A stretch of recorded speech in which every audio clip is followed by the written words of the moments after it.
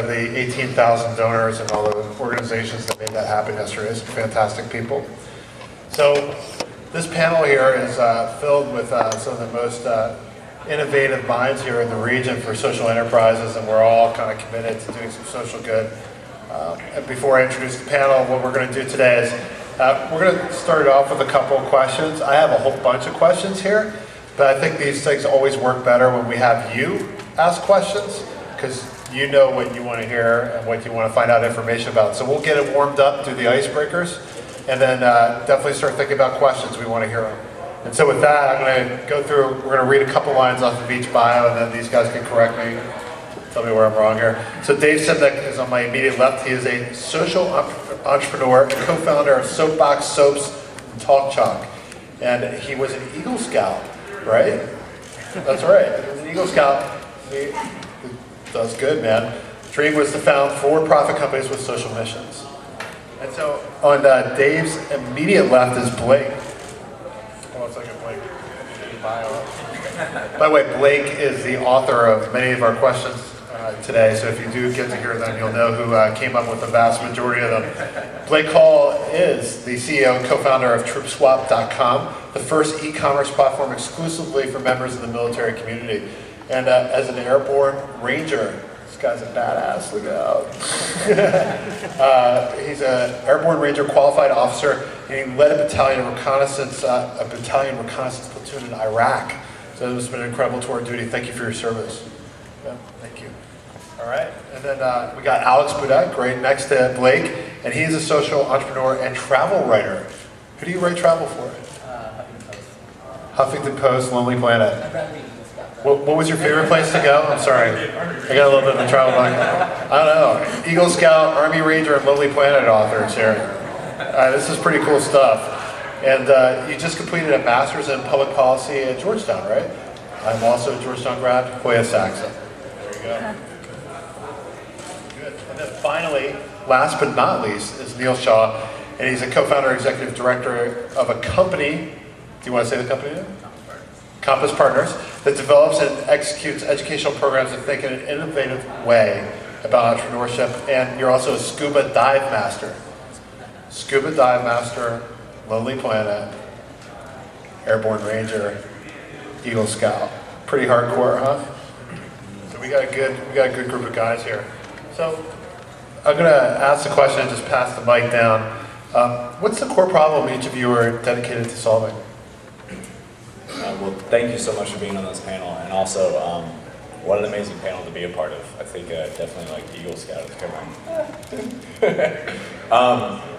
So basically, there's two different companies that I'm involved with, and two different companies that I founded. So one is Soapbox Soaps, and actually what we sell is a USDA certified organic bar soap. And basically, we put this labeling so that if you're walking through a soap aisle, the last thing you expect to see is a child smiling back at you. And the reason being is because for every one that you buy, we donate a bar of soap to a child in need anywhere in the world.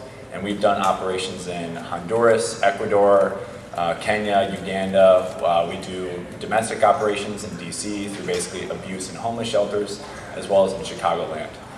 So this is in its early stages. And it's been really interesting because we haven't taken any venture capital, any other capital besides what we've been able to save. And what's been amazing about this is that when you have a social mission company, people go out of their way to start viewing you as a movement. They don't view you as a company. So they then start treating you kind of like a not-for-profit. And you have to remind them, you're like, no, this is a for-profit company, and the reason we want it to be for-profit is so we can move faster without all the regulations that a not-for-profit has to abide by. So the other company that I'm involved with is called Talk Chalk, which basically, another thing that I think I purposely left off that is I used to be a Teach for America educator up in northern Philadelphia. So I taught in about an 8x8 block radius in Philadelphia that had the highest crime, murder, and poverty rate. So I got my sea legs fast as a teacher. But basically, what Talk Chalk does is it makes Facebook safe for educators to communicate with their students, their parents, really reaching where students want to be, because we see that education technology usually fails in high poverty areas just because kids can't connect to either computers they don't have at home, and they want to go to where they want to be, which is they're finding somehow to get on Facebook. So it's really interesting. This whole panel is going to have a lot of insights, but I guess the big thing is that if you are interested in going into social entrepreneurship, know that it's going to be extremely difficult, that you're going to have to pay for things that for-profit companies that don't have a social mission don't have to pay for. Like, for example, every one that we sell, we have to pay for a whole other one. And people aren't always going to be justified in paying that price. So lots of troubles. I look forward to hearing the insights. Great, thanks, David. So my background, third generation soldier, grew up in a military family, moving around from base to base. My grandfather faked his age when he was 16, landed at Anzio during World War II, ended up fighting in Korea, 2 tours in Vietnam, and retired as a sergeant major. My dad was enlisted and went to West Point, taught there, got out as a colonel. And then when 9/11 happened, I was at Vanderbilt University and decided that I was going to be an airborne ranger. So had a wonderful group of guys, did a 15-month tour in Iraq in 06, 07, back when things were pretty exciting. And coming out of it, I had lost a lot of weight, was kind of burnt out, and decided I wanted to move on. So my battalion commander encouraged me with some colorful language to apply to Harvard Business School, which at the time I was like, sir, this is a bad idea. I lead a bunch of wild men. I haven't used a 3-syllable word in like the last month, you know. but you know, he pushed me, and it was kind of schizophrenic. But I ended up at Harvard Business in Cambridge just a few months after getting back from the tour, and I met my co-founder there, Matt Thompson, who's also an Army Ranger. Just wonderful guys, done 4 tours to both Iraq and Afghanistan. And sort of the core problem that we identified was that the military is an incredibly tight-knit community. We move, but we move a lot, once every 3 years, and we're distributed across the country. There's a lot of businesses that want to give back to this community, and they don't have a platform to do it. And so I had a conversation, and I asked Matt, you know, why not? And so the sort of, from that kind of initial discussion, we discovered that it's very difficult to validate your military affiliation online if you're one of the 22.8 million living veterans in the country, one of their spouses, or one of the 2.4 million service members, and there's another 1.3 million military spouses who are married to them. So we went out, we were lucky enough to do a front-end integration with USA, the military bank, who's 9 million members, and we can validate military affiliation off their database. We actually looked at DoD too, because that's kind of an obvious way to go, but I don't know if it'll come as a surprise or not, but since the DoD and VA are paper-based, they actually don't have a lot of data on who served. They also require a social security number to validate, which we were kind of uncomfortable about asking our users for. So Matt and I sat in front of a laptop, and we both tried to validate our status through the DoD API, and it told us both that we hadn't served. And we were like, okay, 42 months combined combat time, like, you know, this cannot be an experience that our users have when they come to our site. So really, what we've tried to do is to bring military discounts to the web. The first kind of incarnation of that is a platform that is very similar to like a Groupon, but just for veteran service members and their families. We're kind of on a glide path towards being a woot.com for the military. So Daily Deals is a pseudonym for inventory management. And what we want to do is partner with premium brands that would never go to Groupon or Living Social because they don't want that association, but they would be willing to do great deals for military families. So 2 other things that we've done to align ourselves to create value for the community that we serve. We only employ military spouses in our local markets. That's because it's an incredibly both lonely lifestyle and very difficult for them to maintain career paths because they move so often. They go to communities where they have no friends or family. They're, you know, typically husbands, because over 96% female, are gone for 7 to 12 months at a time.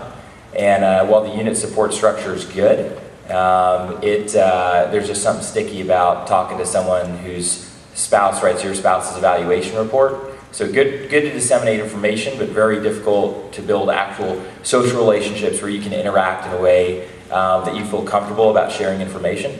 So we have a policy to only employ military spouses. As a result of that, we were inducted into DoD's Military Spouse Employment Partnership, which has just been incorporated into the Joining Forces initiative over at the U.S. Chamber of Commerce, where Michelle Obama is talking right now, along with General Chrisman and a few other prominent folks who have really gotten behind this initiative to support military families. So that that's sort of what we do, and we've taken great care to align both our operations and our business model in a way that creates value for this community. Morning, everyone. It's such a pleasure to be here. I don't know how I snuck on such an awesome panel, but happy to be here with some old friends and some new friends as well. I'm the co-founder of StartSomeGood.com, which is a platform for helping social good initiatives raise funds and grow community supporters. If you'll indulge me, I'll tell you the story of how Start Some Good developed, because I think that addresses why we felt the need for Start Some Good in the first place. So as Jeff mentioned, I traveled a good amount and then had a chance to live in India for a few months. I traveled a good amount, but I'd never really been face-to-face with that scale of poverty before. And I think there's a couple ways you can sort of react to it. One is to be really fatalistic and feel like it's so overwhelming, there's really nothing we can do. Or the other way is to see all these opportunities for social change. So I definitely came at it from the latter perspective. So while I was there, traveling as much as I could, but also spent some time volunteering with a local social enterprise. So we were working with girls from the local slums, teaching them ultimate frisbee. But ultimate frisbee not just for the sake of the game, but rather as a means for female empowerment, women's leadership, that kind of thing. I don't pretend like I was saving the world, but for those 20, 30 girls, I think we're making a nice difference. And that's where the sort of first light bulb went off, thinking, look, there's these huge social issues that are out there. It's not going to be one or two organizations that'll fix all these problems, but rather lots of individual change makers pursuing whatever it is they're passionate about, their version of social good, that's really going to create the sustainable, lasting change. So came back to the States, had an idea for a social enterprise. I wanted to start myself doing similar work, using sport for youth development. But kind of had no idea how to get started with it. Like, I didn't know how to get those initial funds I needed, short of sort of awkwardly asking my parents for a little money, or to get those initial group of supporters that would rally behind the cause and help me out, be volunteers. And so the more I thought about it, the more I realized, hey, if I'm having problems with this idea and not being able to make it happen, how many other great ideas must there be out there as well that just never see the light of day because of these implementation barriers? So the more I thought about it, I sort of shifted from the micro level of my own social enterprise to think about the macro level and sort of recognizing that there really is this void in the market for what we call transitioning an idea for good into action and impact. So that's basically the genesis for where Start Some Good came from. We launched February 28th of this year, so we're about 8.5 months old, still measuring in months. And since then, we've helped 29 social good initiatives raise funds and grow their supporters. So looking forward to chatting some more with these guys. But for now, here's Neil. Thanks, Alex. And I'd like to echo, this panel is phenomenal. I have no idea how I stuck on this panel, but I actually may not have been invited, but I did just sit up here. So I'm just curious, just for sort of the panel's sake, could we see a show of hands for who is a social entrepreneur in the room? And how many people are like for-profit social entrepreneurs, or for-profit entrepreneurs who are looking to get involved in social good? Very cool. And how many people are like students or recent grads? Very cool. So that had nothing to do with what I was going to say. I was just curious.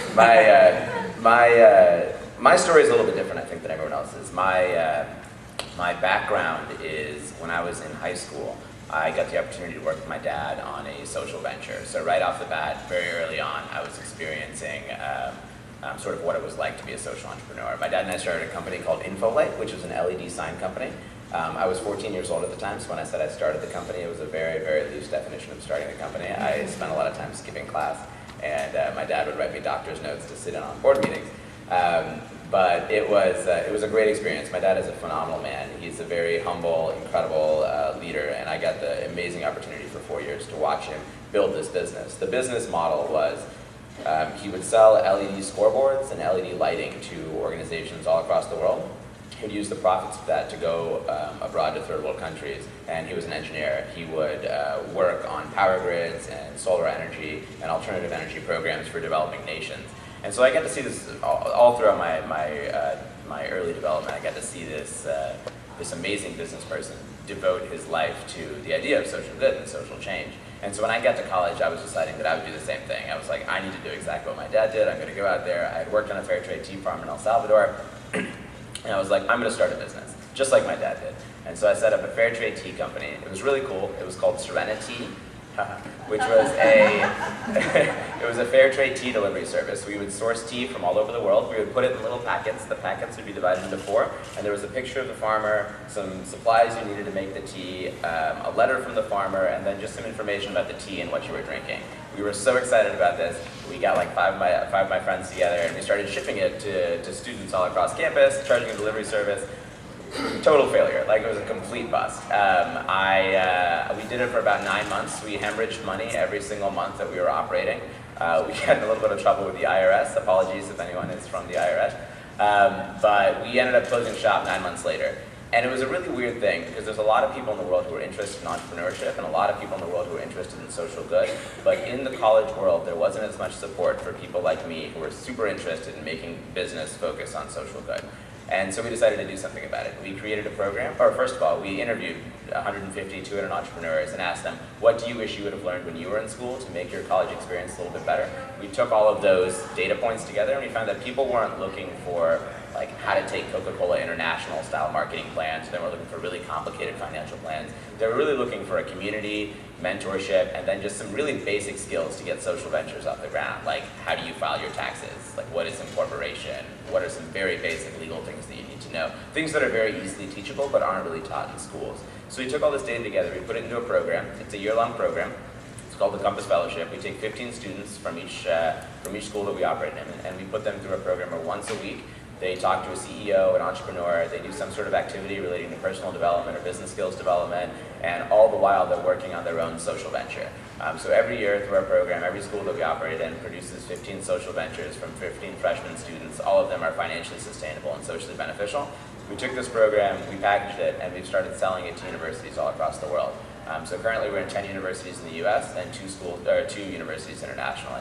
I guess the problem that we were facing, which is funny, Jeff, because no matter what question you ask in a panel, we'll just say whatever we want. But I guess the problem that we're addressing specifically is the disconnect between the education system as it exists today and the power and the desire of my generation to be making a difference through business or entrepreneurship or whatever they're doing. And so we're sort of the conduit. We're sort of a third-party add-on to education in social entrepreneurship. So one question, and we're going to open it up to all of you. So when I started a company called Zoetica a couple years ago, which is a social enterprise, our mission was to empower people with communication skills, empower nonprofits. And the 3 of us that started the company really felt that our best skills were communications and marketing skills, and that we could best empower change by spreading them across the nonprofit sector. But we elected to start as a Delaware corporation. We didn't want to start a nonprofit. And there was some logic behind that, some of which is that it was easier. And then we just didn't want to deal with all the nightmare of being a nonprofit. You know, we also wanted to be rewarded for, not necessarily profiteering, but we wanted to be compensated for doing the work, and we didn't want all the baggage that comes with being a nonprofit. We wanted just to go out there and do some good and work for a certain type of client to affect change. Can you go into the logic for why each of you elected to go for profit as opposed to nonprofit? And I'm going to start this side, make it through, and then we'll open it up to the audience. So actually, it's funny. We started as a nonprofit, and we started it because we were young and we thought that we were doing social good, so we should be a nonprofit. And just recently, we sort of realized how complicated that is. I guess the pros for a nonprofit are that you get access to grant money a lot easier, and there's like less accountability towards you, so you can sort of make a lot of mistakes, and people are like, oh, that's great, they're a nonprofit, they're doing great. But that's sort of the problem that we faced at a certain point, is that there was no market accountability that was being placed on us, and a lot of the grant funding that we were getting was just kind of given to us, and there was no return that we had to provide. So we're in the process right now of switching to a for-profit organization, and it's a very complicated process. It's kind of like a new, not field of law, but like a new part of, there's not that much case law behind it, but it is possible to build a for-profit organization and then at fair market value purchase all the assets of a nonprofit organization. And so we're sort of going through that right now. We have a lot of lawyers who are a lot smarter than me who are helping us out with this, but we've taken the decision very seriously, and I think the benefits of being a for-profit organization are that for us, we are not going to sort of be around in the nonprofit space not creating value. If we're not creating value, then we'll go out of business, and I think that sort of pressure is something that'll make us a more effective social organization.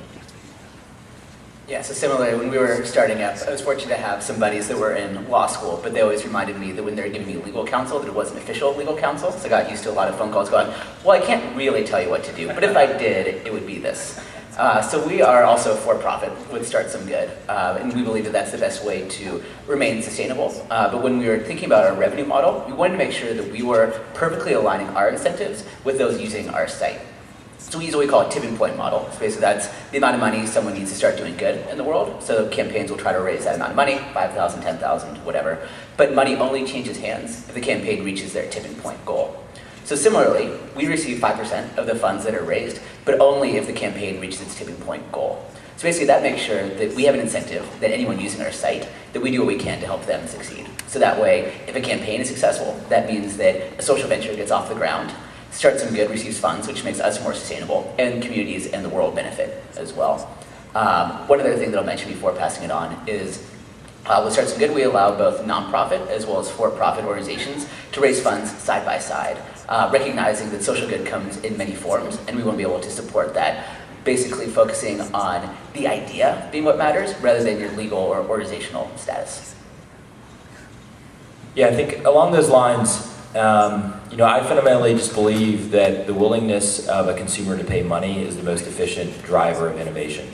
And as long as you have a transparent business model and you don't capture value from people, you create value for people and for communities, that ultimately will make you have the best product and it will have the best business model, et cetera, et cetera. It is very difficult for me, Blake Hall, to get any one of you to give me money unless I put something in front of you that delights you in a meaningful way and keeps you coming back and wants you to be a participant in this community. So, for us, we looked at like government. I look at government very much as like a Faustian bargain, partly because like the Army lost my medical records 3 times, and partly because things like, the veteran sort of like owned status over at the VA, it takes like 6 months to get certified, and the portal was down for like 4 weeks, for almost the whole week of September. And you can just get hijacked by some decision makers' sort of agenda. They write this capability description document. I know what people want. I know that this is what they want, and this is what you have to build. When every private sector company is doing agile methodology and is being incredibly responsive to customers, kind of Steve Blank's 4 steps to the epiphany, and that sort of mindset, you just don't find that in government. Nonprofits are actually doing a wonderful. A lot of nonprofits in the military space and the veteran service organizations are doing wonderful things for the community, and they certainly play a critical role in the ecosystem. Everyone from disabled American veterans to IAVA. Fundamentally, though, you're always sort of dependent on someone to fund you and to sustain you, whether that's an organization like the Bill and Melinda Gates Foundation, or I think IAVA and Miller Lite have done a lot of things because Miller wants to get sort of the brand halo of supporting the troops, which is fine, but if you want to really scale and touch people and employ hundreds, thousands of military spouses across the country and make a meaningful impact, we just felt that this is the best way to do it. We've made a commitment to give 10% of our profits to the Wounded Warrior Project, so we sort of recognize that we straddle this private sector and public sector boundary, but fundamentally felt that we would never build the right product that would drive innovation for this community if we weren't a for-profit. And in fact, we think that innovation typically lags for the military precisely because a lot of like government agencies or nonprofits say, oh yeah, hey, we got this, we're working on it. And then like 8 years later, nothing has changed. So that's sort of what drove us. I think Blake touched upon a lot of the points that basically we made Soapbox and Talk Chalk for profits. But I'll tell you a really funny story on why we basically chose Soapbox to be a for-profit. Is we walked into this tax lawyer's office and we're like, so we have this great idea. It's about saving children and we're gonna sell soap and we want to be a non-for-profit. And he basically, after laughing for about a minute, said, no. And we're like, oh, okay, so wait, how do we be a for-profit and have a social mission? He's like, have you ever heard of Tom's Shoes? And I'm like, oh, thanks. So we took Soapbox basically in a direction towards, like a lot of what Blake said and like what basically the rest of the panel said, is that non-for-profits have to continue to, what I think is grovel for money. And having worked in non-for-profits before, I noticed that a lot of the focus is actually we need to continue this pipeline of money. So what we're doing has to consistently be this PR campaign of reassuring the people who do give us money that we're doing good. And I'm like, this seems a lot like they're your customer and you're trying to appease your customer. And they're like, well, duh, they have money. And I'm like, okay, all right. So in my eyes, the difference between a non-for-profit and a for-profit, there isn't really a difference. You both need money. It just depends on if you can inspire and get consumers to believe that what you're doing and be transparent enough and have enough integrity so that you never stray away from that mission, to believe in what you're doing to the point where, okay, by buying this, I'm not only getting something from me, but I'm also giving. Anybody in the audience here have any questions? Okay, I'm going to do it Donahue, so 1, 2. Man, I'm old. You guys, two of you have touched on this twice. I was just wondering, what are the legal problems you guys have faced in both your for-profit and your non-for-profit sort of paths you've taken? Especially I'm sorry, I forgot the government. When you work with the government, is there any sort of like disclosure things and different things that you have to worry about? Well, we haven't worked with government in particular, just because we chose to do a different route. Now we've been incorporated like the Military Spouse Employment Partnership, and they sort of do some light auditing of like who we are and what we do to make sure that we have like a business model that is sound and we're serving the community in the right way. I think there is some level of auditing that goes on. Unfortunately, even the veteran-owned program has been plagued with fraud. I think they've already identified tens, if not hundreds of millions of dollars that have gone to companies that aren't veteran-owned.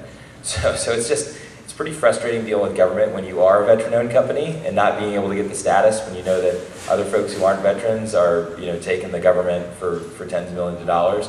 That's why we almost just said, forget it. Like we'll give you whatever you want to know about us, so you can kind of understand that we're doing this the right way. But all we're going to ask government for is basically access, to the community, because of course they can't endorse us, but we've done enough to work with them to make sure that the relationships are sound that way. As far as like legal issues though, I don't think there's anything extraordinary other than going through either like the SBA's certification programs or through the VA's programs.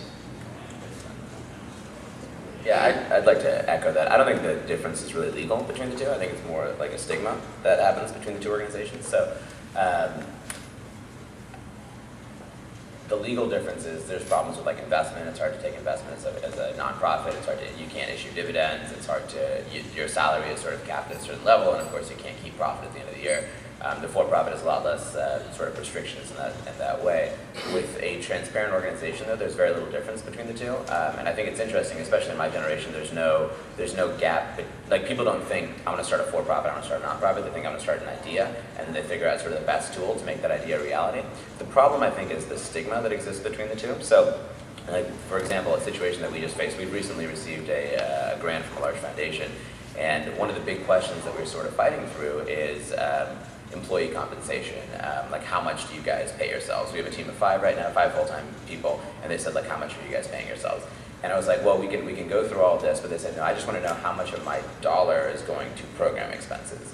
And it's so weird because in the for-profit sector, you never be like, the CEO of Coca-Cola, how much of my dollar that I'm giving to stock in Coca-Cola is going to producing like aluminum cans? Like that's just like a silly thing to think about. You obviously know that people that like the CEO of the company and the employees from the company are providing value to the company in some way. But the idea of overhead is something that people think about a lot with the nonprofit sector. They think about compensation a lot with the nonprofit sector. The idea of issuing like products and making revenue is a weird thing in the nonprofit sector. And I think it's just like the time that we're in right now. There's sort of this blending between for-profit and nonprofit. So people are sort of either the old school of philanthropy is really sticking to the old stigmas that sort of exist in the nonprofit for-profit split. But the new generation is just kind of like, well, we're kind of waiting for this to be over. So we'll endure the legalistic battles for now. But 10 years from now, we're hoping that this hybrid model is really something that exists. I mean, excellent point. And really, just so that you guys know, is the big foundations are making a turn. Is the Bill and Melinda Gates Foundation, specifically in the education space where TalkChalk is is actually started giving to for-profit social mission companies. We see the Kauffman Foundation, the Case Foundation, like all these foundations that used to be of the mindset of how much is going to programming and how much of my dollars actually, it's all becoming blended. So especially with like Compass Partners and Start Some Good, you see this really push to say, it doesn't matter anymore. Just be transparent, do good, show you're doing good. And these foundations, I mean, frankly, what we heard from the Bill and Melinda Gates Foundation was, we're just so sick and tired of the status quo that we don't care if you're a not-for-profit, a for-profit, or if you're green, or purple, or blue. We don't care. Just make the change. Question in the back there.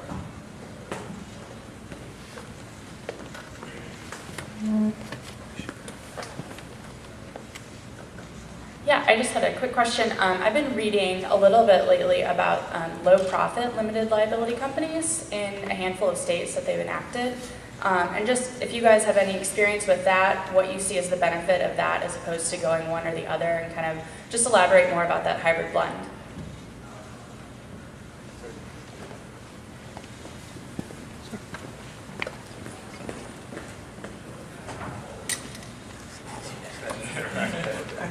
Yeah, so that was one of the things that we're looking at when we're sort of making this switch. And so there's like B Corp, the Benefit Corporation. I think it started in Maryland. I'm not sure where it went. But to be honest, like none of them have any case law behind them, and no one really knows what's good or bad about any of these things yet. And so until like 10 years from now, we're not going to know which one's like a good business model. I don't think it really matters. I think there are these sort of like legal concerns that go into picking your structure and everything, but I think the impact, a lot of people spend a lot of time picking between those two, and with so we work now, 180 students are part of our program in schools all across the world, and a lot of them face this question. They spend like 2 or 3 months, and they're like, should it be a for-profit, should it be a non-profit, should it be like an LLC, should it be an LC3 or L3C or whatever these things are, B Corp, and it's like at that point you're spending 2 months figuring out what your legal structure is, and 2 months not figuring out what your business or impact model is, you know. And I think that I'll be interested to see what happens 10 or 15 years from now, but I think there's a huge change that's happening in the foundation world right now, in the legal world, just with entrepreneurship in general. And so 10 years from now, I think it'll be much clearer which one of these makes sense. It's like Anybody else got a question? I have a question. All right. I'll come to you. Yeah. So I found it really interesting that your all's businesses came from a personal kind of place, and I find that's really kind of a trait of social business. They come out of this need they see, and so you know that this helps me a lot in terms of where to go. I've had the unfortunate tragedy of losing a parent early in life, and having that drive me into college and be the first person to go to college, and you know, now I'm working in the Obama administration, so it's been a blessing for sure.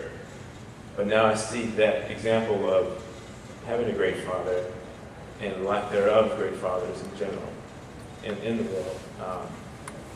And I've been working with my older brother on, you know, through Skype and all these different technologies to work with him on his homework. So I'm looking at this complex of technology and how to improve fatherhood in a sense, or mentorship. So I got an idea around that, and I wanted to talk to the two, maybe the question was about the folks who are using technology and don't have a technical background. How did you go about building your platform? Is there something out there for social companies that who have an idea and want to partner with a technical person? Bueller?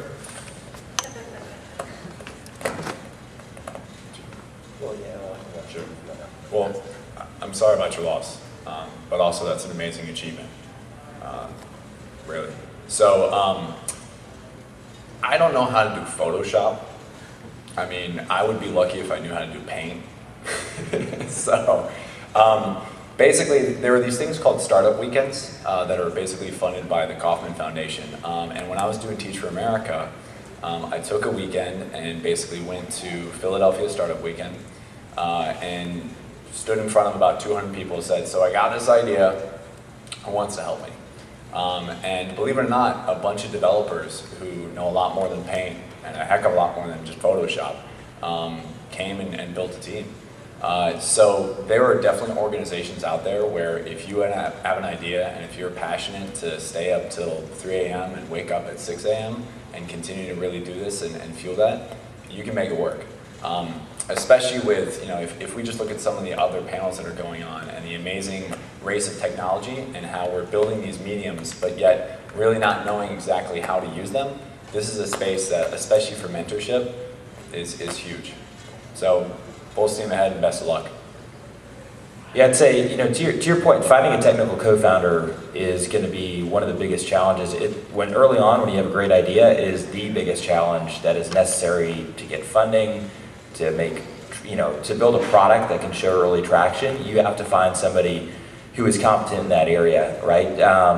Now, for me, there were a few things that happened in order to get our company started, and an engineering team that is now, 4 strong that we have out in Herndon. I think the first thing was you have to find a great mentor, someone who's built a company and can walk you through the early pitfalls and is very well connected within the community, because that's always a great sort of reference to have, somebody who can vouch for you. You can have them talk to somebody who's experienced in the space. And if you do that, if you have somebody to walk you through, that'll really help.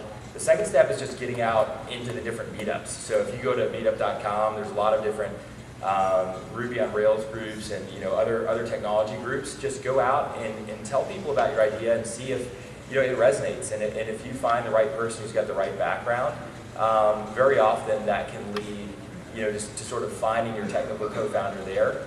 But as long as you know what you're really good at and what you bring to the organization, and you have incredible competence in certain areas, it's fine, and eventually you'll find that person. I think that DC is actually the best place to find technical talent. If you think about like the Bay Area, Facebook and Google are just driving the cost of talent through the roof. Boston and New York have a lot of innovation going on and smaller talent pools to draw from. So when I looked at DC, I said, not only is this the best place for a military startup, but I just refuse to believe that a talented engineer who came out of Georgia Tech or Virginia Tech and was lured to DC by the promise of a 6-figure kind of government contract, I was like, if I can't convince that guy before it's too late to come work for a startup that can scale, then I have no business being a startup CEO. But I think, with AOL kind of shedding talent and a lot of other folks here in the area, I think you've got a great opportunity to find some really good technical talent here. I'll just hold this as a prop, I guess. I won't even use it. I don't. Oh, it is. There you go. So first of all, I'm inspired by your story. I look forward to hearing what you come up with as a result of it. So a couple of things. First of all, tell your story. That's one of the things that social entrepreneurs are really good at, is telling your story. And that's how I got my engineering team on board. So, sorry to say this, Jeff, I met my engineers camping out for UCLA basketball, not Georgetown, back during undergrad. And they're good buddies of mine, one front-end engineer, one back-end engineer. And basically, they're both really talented engineers. They've got regular full-time job, an antivirus company. And I think, like so many people, especially of our generation, people are looking for more meaning in their life. So, he's got a good job, good income, whatever. He doesn't feel a whole lot of sense of agency. It doesn't necessarily feel like he's improving the world. And so, I told him my story, let's start some good, my vision. And it's fortunate that he was excited about it, believed in it, and he came on board. So, as far as once you're trying to find those people, I think a couple of things. One, tell your story, get them convinced. Give them the room to grow, because there's so many engineers that sort of have to follow this regular path of being in project meetings and not necessarily getting to use their creativity. And engineering is absolutely a very creative field. A lot of times people don't think so, but it absolutely is. So give them the space to do that. Also, make sure that you're very clear with what you want, and also that you open up a dialogue. One of the things that my engineers are really great at is sort of taking my idea for what I want to happen technically, making it happen, and then explaining it back to me how it works. If all I need on a website was just to make stuff in bold font, I could totally do that, and I could do paint. But that's about it. So it's really important to have someone that you have that sort of feedback loop, and someone can help you. So yeah, absolutely tell your story, and then find a chance. pitch them the opportunity to contribute to something big, and I think you can convince someone. I think just to talk about a different part of what you were asking instead of the technical part, you were talking a little bit about mentorship, and I think that is an incredible missing piece of our education system right now. I think that we always say there's 3 parts to an education, like a full education, not an academic education, but a full education, and that's knowledge, skill set, and inspiration. So there's like the what, which is like what is a legal brief, for example, the how, which is the skill set, and that's like how do you actually put together a legal brief, and then the inspiration, which is the why, like why does any of this matter, why does any of this matter? And I think that the why is the thing that is taught through mentorship. And so we have this model called the N+1 model that you can learn like why legal brief matters from like a 60-year-old lawyer who's like done all this law stuff for his whole life. But the why is best taught by people who are 1 or 2 steps beyond you in life, like people who you relate to and connect with. So like I learned most of what I know from young entrepreneurs or from people who are just like a few steps beyond me, like people that I relate to, people that I want to be at a certain point. And I think the idea of mentoring, you said using technology to mentor your brother, I think that's a really powerful thing that really changes people's lives. And you can think about it like, I remember 2 teachers in 4th grade and 8th grade that really shaped my view of education. Those are specific people who I related to and I understood. I think that's something that's really missing, and so I think it's really cool that you're doing that right now.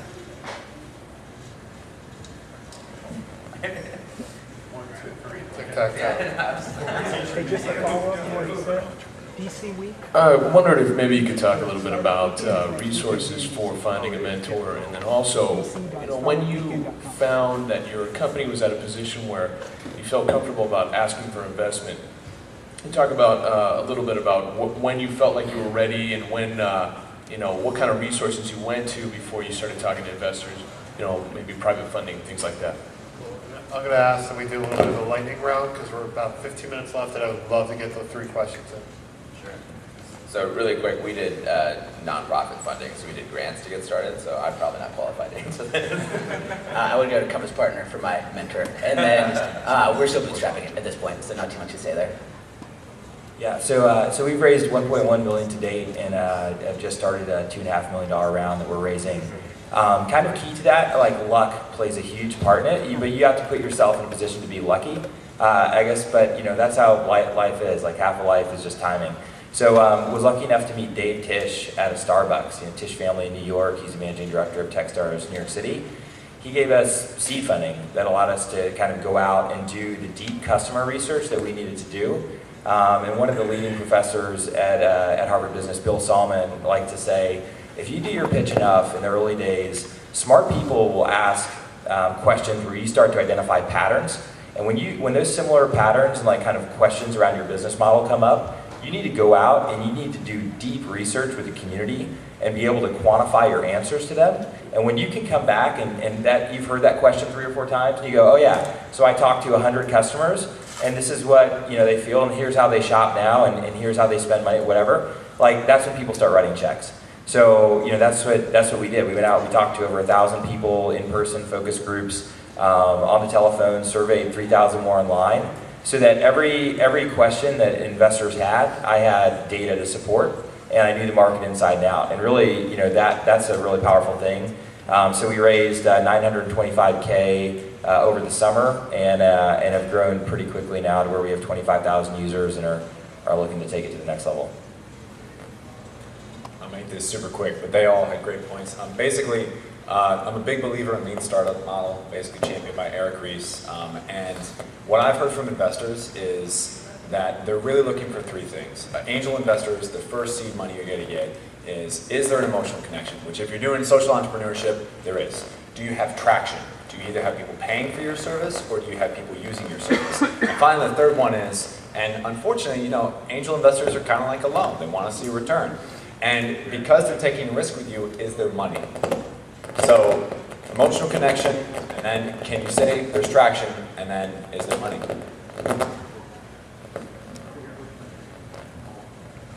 I would also add to qualify the VC that you talk to, or angel investors. There's a lot of investors that are very interested in social good.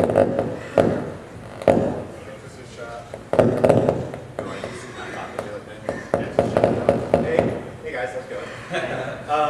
My question kind of building on what you just said in terms of connecting with investors. I'm interested in what mechanisms, both in terms of design and approach, and whichever one you think is more interesting in the audience, and also actual approaches in terms of connecting to your audience and your customer base, you found were best to grow kind of your customer base in the context of the fact that you're actually providing, a for-good service or a for-good product versus just, straight tweet it out and tweet back and get, the coupon or something. And you might need one. Oh, you guys don't have microphones either, so I say repeat it, but never mind. Well, one thing I'll talk about with early customers, I think is really important, is so many times when you start an organization or a company, you start focusing on like trying to be a Facebook or a Google and trying to think about a million people. Or the other pitch I hate is there's 7 billion people in the world. If we just get 1% to use this, right? What I really like, especially when you get started, is focus on your first 50 or 100 customers and make them as happy as you possibly can. Focus on giving them a great experience, and then they'll become your best possible evangelists. So focus on quality at first, and then if you have a good organization, take good care of them, then scaling will take care of itself. So to echo that, in a different life, I'd have been a writer if the media industry wasn't on the tank. But I think there's a lot of parallels between telling your story and writing. And when you start a business, you have to know who your early customers are, and you have to know who you're speaking to. So for us, like we did research, we saw that women and kind of middle-class moms drive 62 to 67% of the growth in Groupon Living Social. And we also had identified that military spouses were the most underutilized human capital in the market. University of Maryland found a 42% overall wage gap between civilian wives and military spouses, despite military spouses having a higher average level of educational attainment. So we knew when we started that we were speaking to the military spouse community, and we said, this is the community that we really need to understand their needs. This is how we need to serve them. Later on, we got across the chasm, to all the dudes who are like married to these spouses. But for right now, for the next 12 months, this is the community that we have to start, and the options will sort of open out as we build our platform. But very similar to writing, who's your audience, who you're writing to. And I think it's important too to make your audience part of the conversation. So one of the things that we do, and it's a service product for us. So we have a customer, which is the university, but then this sounds weird, I guess our product is our students, or the program that they go through. And so one of the things that we do every year is we bring our universities and students together and have them recommend the next version of the curriculum.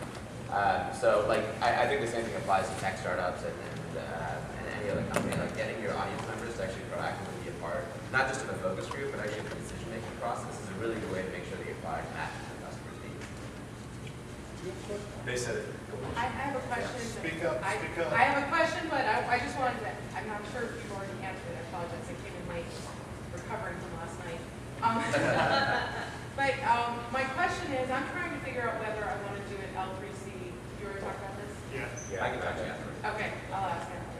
Anybody else have any questions? Go for it, man. What I am trying to create is an advocacy and charitable organization.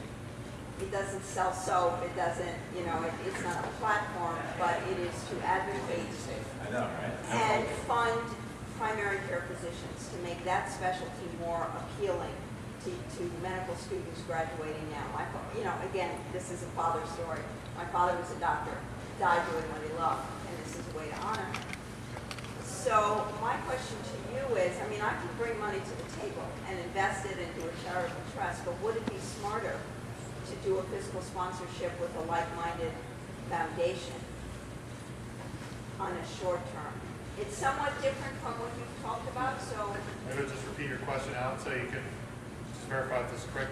She wants to know whether or not it makes sense to fund her own organization or to partner with a foundation to fund doctors, is that right? Right. Yeah.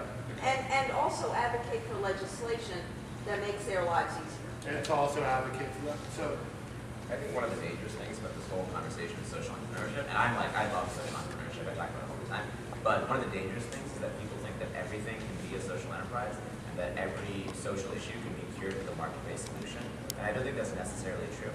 That's not true for this. Yeah, exactly, I think that's true. So I don't think you should be, because everyone's talking about social, I don't think you should necessarily be focused on a product-based solution or any of that stuff. I think there's definitely a need for foundations in the world, there's definitely a need for government funding. I think we probably need to know a little bit more about what your organization does to really give advice about whether you should get it fiscally sponsored or get it funded, but I'm sure we'd be happy to talk to you about it afterwards. actually, I would actually encourage you to look at the Donors Choose model. Do what? Donors Choose. Okay. So Donors Choose is an online giving platform to help individual teachers do classroom projects. It was started by Charles Best in New York City, and it's been a very, very successful online platform that advocates for education, but more importantly empowers corporate brands and individual teachers and people to go seek the funding that they need. It serves as basically an online marketplace for people that want to help children with environmental projects or math projects or engineering projects. It's wide open, very, very successful, very topic specific. And it's also, even though it's a technical platform, it is a 501c3. Okay. And I just wanted to say real quickly to the person who wanted to start a mentorship program, Civic Ventures has a program called Encore Careers. And it is people who have retired and are now on the next round of their life, and very often they want to do good and they want to give back. And many of the people there that's been, you know, given awards and recognized by this organization can help you know, with advice on it, or help anybody in this room with advice on many other topics. Jill, do we have time for one more? Is that it? Thank you. One more question. One more question? Okay, young lady in the back, but you have to speak up. Yes, I'll speak up. I'm interested in learning about your ideas in terms of scaling, when enough is enough, and your strategies for scaling. Yeah, so we're in the process right now of scaling, and I think one of the big things we did is we scaled before we were ready. Being really honest, I hope none of you guys are donors or investors, so, but I think we scaled before we were ready. So I think people think that scale is sort of the answer, but I think the big question that no one really asks is why are you scaling? What impact does it have? And so I think that's one of the things that we didn't think about as we were scaling. The benefits of scaling, though, is you get to make a lot more mistakes than you did when you're just in one program. You can sort of crowdsource your mistakes and figure out the best solution. So if you're a nonprofit, it's grant funding, which is very hard to scale, and that's one of the reasons we're becoming a for-profit, is because investment's a lot quicker of a way to scale than grant funding. One of my favorite social entrepreneurs is right here in DC, Robert Nager of the DC Central Kitchen. And so he's making this really good point about why are you scaling, right? So he gave the example of, say you have this one food truck, that's awesome. You have a great life, you're serving great food, everything's great. There's all this pressure to be like, well, one works, we should have 5, we should have 10, we should have 20, we should have all these other countries. Maybe, maybe not, but focus on why you're scaling it in the first place, and focus on delivering great things. Oftentimes when you scale, there's a lot of research being done that say that premature scaling is actually the death of a lot of startups. So really focus on why you want to scale and just making sure that you're serving the population that you need, that you want to be serving, and doing what you want to be doing, rather than just scaling for the sake of scaling. Just in my own experiences with businesses, I think the trick is to find the recipe and the ability to expand with quality. So a lot of that gets to process and really documenting what works and what makes you special. So what is your secret sauce? Make sure you understand what it is. Make sure that you're able to spread it and to teach other people how to use it so that when they're interacting with your customers, that they're having the exact same experience that they would with the founder or the original operation. And I think this goes back to an earlier point, but just talk to people and more importantly, listen. And we originally, from our idea, went around with like a non-disclosure agreement. We'll sign this because we think our idea is so cool. And after 3 people told us, you know, the day and age of NDAs is over. It really is, can you do traction? And if you can do traction faster than others, your idea is going to win. But the biggest thing is go out there, talk, more importantly, listen. Because a lot of people have so many ideas, it's going to make your idea a lot better. Can we please give our panel